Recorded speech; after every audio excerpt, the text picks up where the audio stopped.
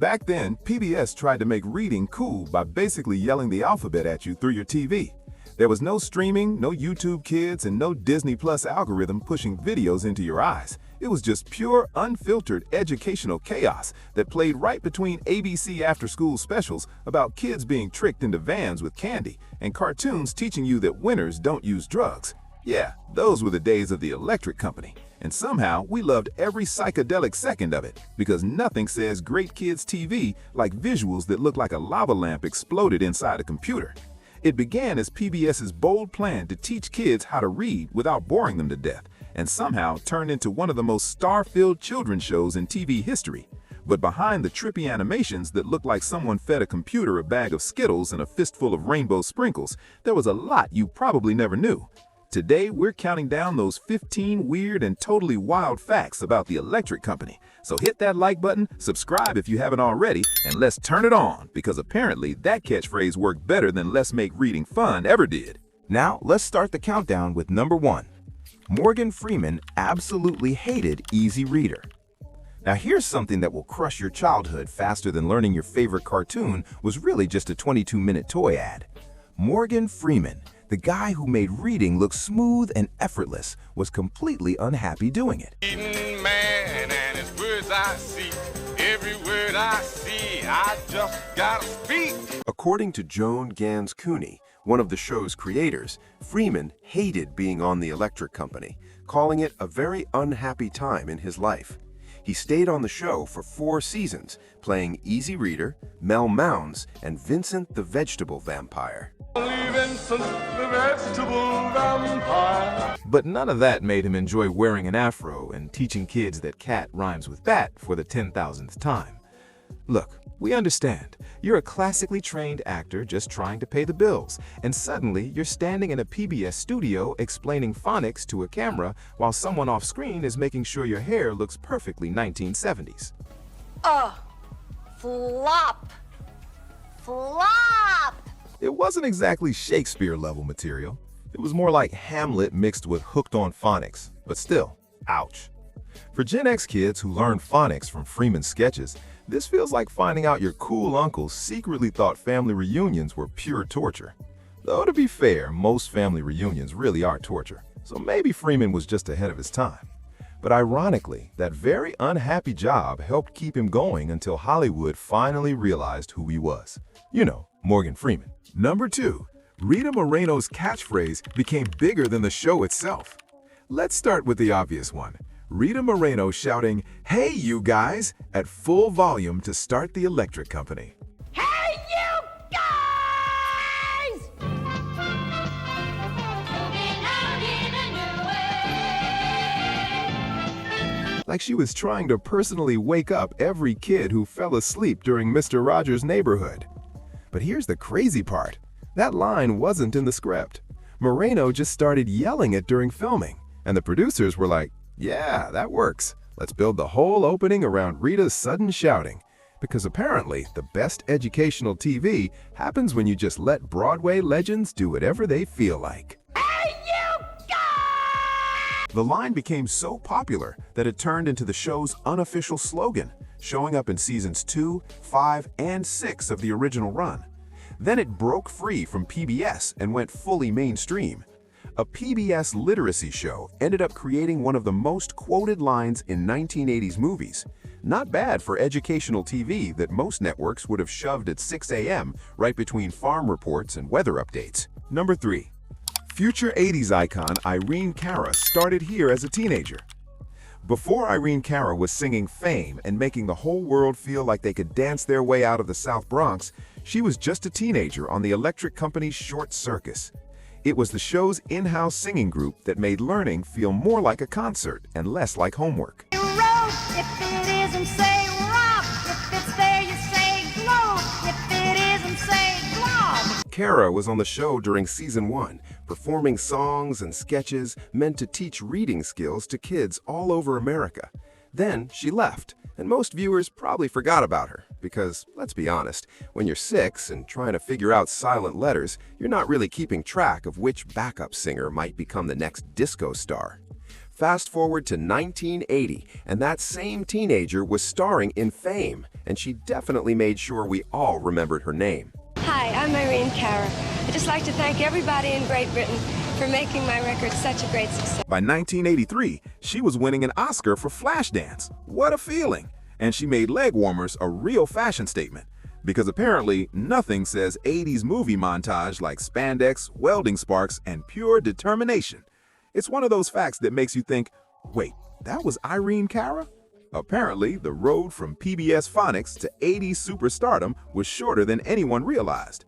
Who knew that teaching kids to read could be such a great training for singing motivational pop songs? Number 4.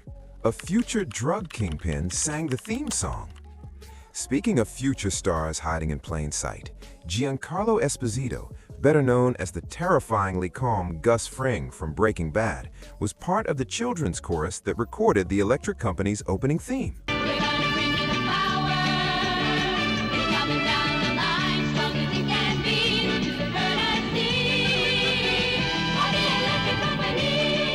Let that sink in for a moment. The same guy who would one day slice a man's throat with a box cutter while staying perfectly calm once happily sang about turning on the power of reading with a bunch of other kids in a PBS recording studio. Because apparently every future Emmy winner has to start somewhere, and that somewhere is often educational TV. It's the ultimate before and after story. PBS poster child to prestige drama villain. From "we're gonna turn it on, we're gonna give you the power" to "I am the one who knocks."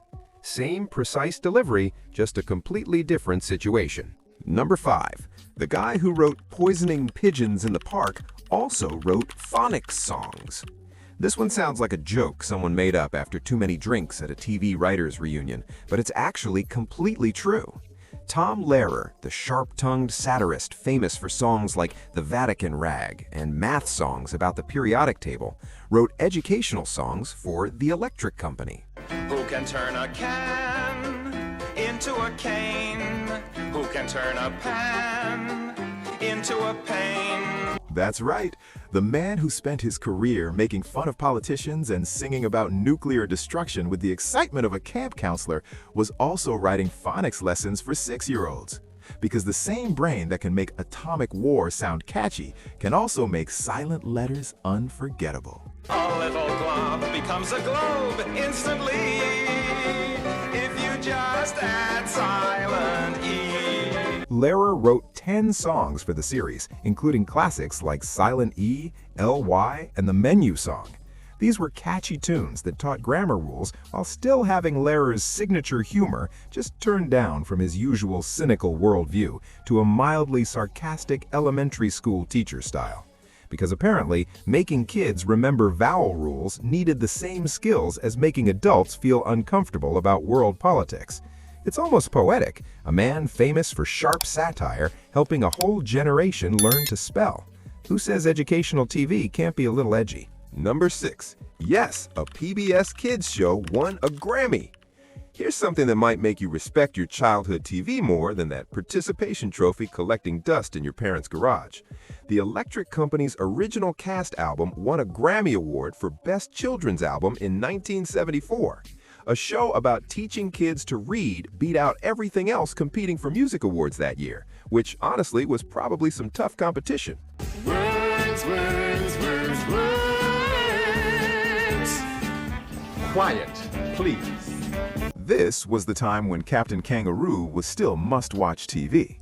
The Grammy was given to the show's producers, Christopher Surf, Joe Raposo, Lee Chamberlain, Bill Cosby, and Rita Moreno. For Moreno, this win was especially sweet and helped cement her legendary EGOT status: Emmy, Grammy, Oscar, and Tony, a feat only a few performers have actually achieved. Because apparently, shouting, "Hey you guys," at kids can count as Grammy-worthy if you do it with Broadway-level commitment. Number 7. Violet Beauregarde traded chocolate for literacy. Talk about a career change nobody expected. Denise Nickerson, who played the gum-obsessed, always purple Violet Beauregarde in Willy Wonka and the Chocolate Factory, joined the Electric Company in Season 2. She replaced Irene Cara in the short circus, bringing her sass and singing skills to PBS afternoons as a character named Allison. Because, apparently, going from chocolate factory drama to teaching phonics was just another Tuesday in 1970s child stardom. Oh, everybody take a trip today about the dance that's gonna come your way. It was like the 1970s kid TV version of a cinematic universe. Crossovers everywhere, but instead of superheroes, it was educational shows and kids who survived chocolate-related near-death experiences. Sadly, Nickerson only stayed for one season before moving on to other projects. For Gen Xers who grew up watching both the movie and the show, her time on the Electric Company is a nostalgic snapshot where the Golden Ticket Kid traded chocolate rivers for consonant blends. Number 8. The show used technology that was basically magic.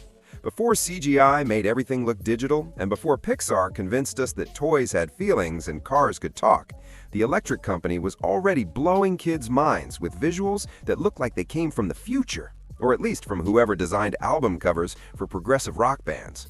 The show was one of the first to use Scanimate, an early analog video synthesizer that could twist letters and words into trippy, colorful animations. Here's one. Circle. Circle is right.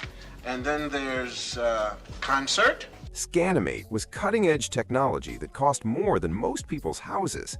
The Electric Company hired Dolphin Productions to make their sequences.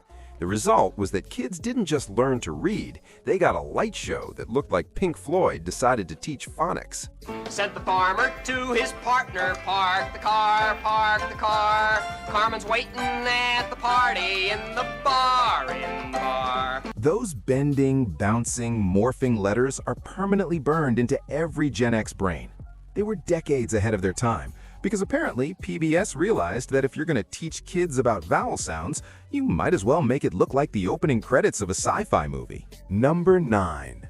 And Naomi was the ultimate inside joke. What about Naomi?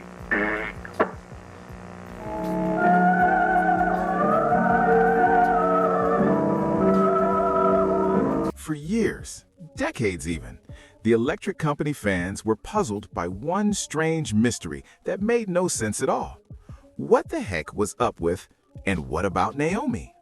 Almost every Love of Chair sketch ended with that mysterious question, delivered with the kind of dramatic urgency usually saved for soap opera cliffhangers. And nobody knew what it meant. Will he forget the girl? Will she forget him? Can we forget them both? And what about Naomi? Was Naomi another character we never saw? A missing person? Some kind of furniture-based philosophical joke that went over everyone's head?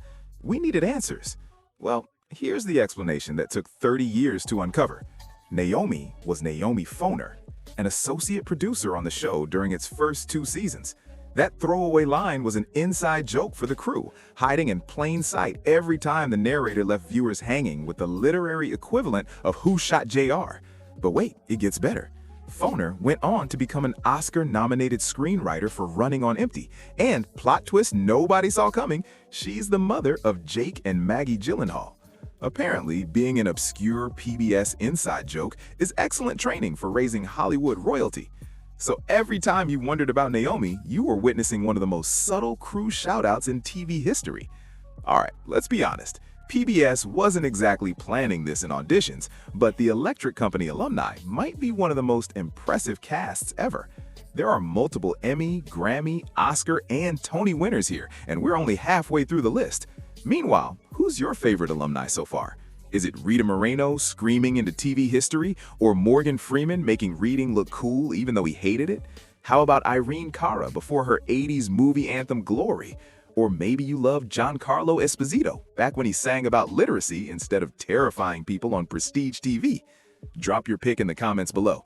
And if you're realizing your afternoon PBS had better casting than most primetime shows today, hit that like button and subscribe. Now, back to the Electric Company and more award winners you never saw coming. Number 10. Paul the Gorilla had a very human namesake. One of the show's most lovable recurring characters was Paul the Gorilla, a silly puppet who helped teach words while making kids across America laugh with a kind of innocent humor that somehow was actually funny instead of painfully educational. Come on, Paul. Up to your old tricks again. For me? But Paul wasn't just a random name pulled out of a children's TV name hat. He was named after Paul Dooley, the show's original head writer. And yes, that's the same Paul Dooley who later appeared in 16 Candles, A Mighty Wind, and Curb Your Enthusiasm, proving that PBS comedy writing was great training for deadpan character acting. Thanks to years of reruns that played long after most people forgot where they came from, Paul the Gorilla became one of those weird but lovable parts of afternoon TV. Kids might not have known who Paul Dooley was back then, but they definitely remembered the gorilla named after him. And honestly, getting a puppet namesake on a beloved kids show might be better than any Emmy. At least, the puppet doesn't have to give an acceptance speech. Number 11.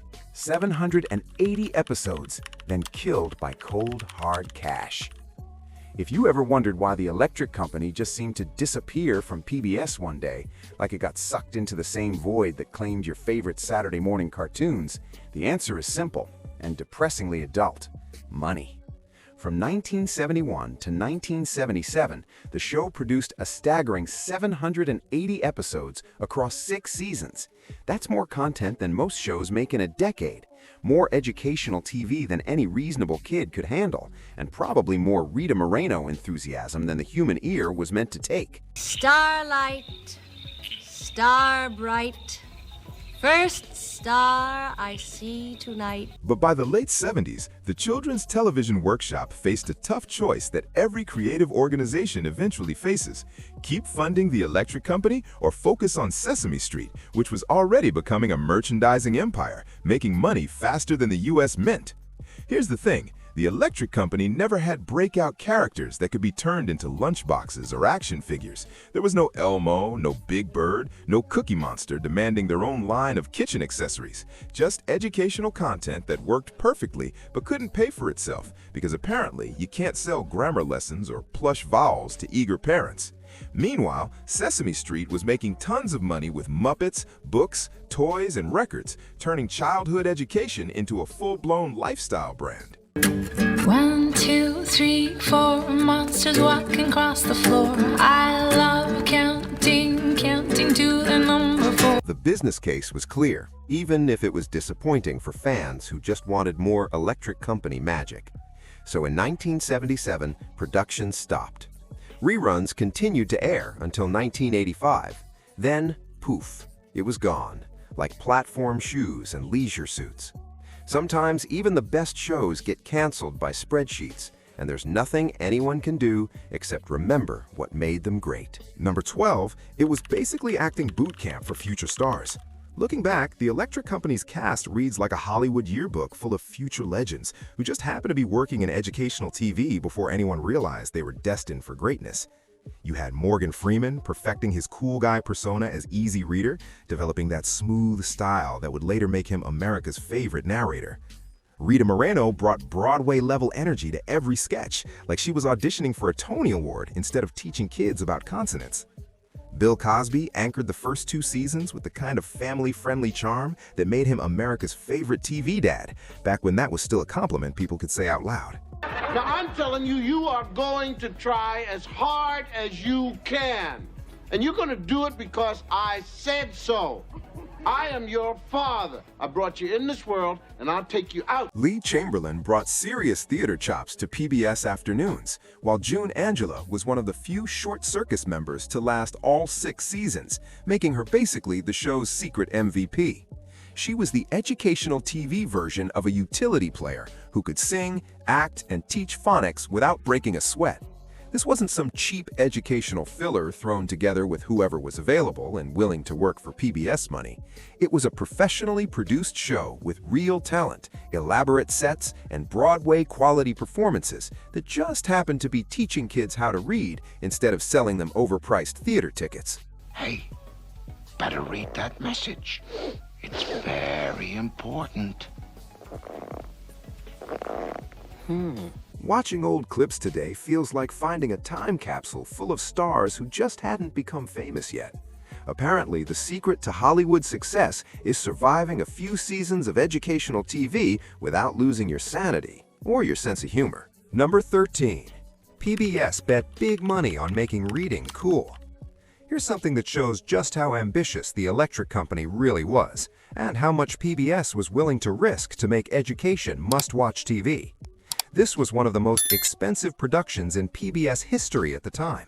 We're talking elaborate sets that looked like they belonged on network TV, A-list actors who could have been earning real money elsewhere, and original music compositions that sounded like actual songs instead of educational torture. And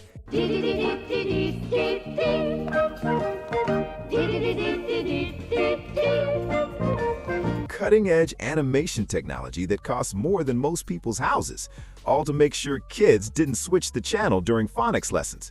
That kind of spending made the Electric Company one of PBS's most expensive shows ever, which is saying something for a network that usually ran on the financial equivalent of spare change found in couch cushions. The Queen piled 20 mattresses on her bed.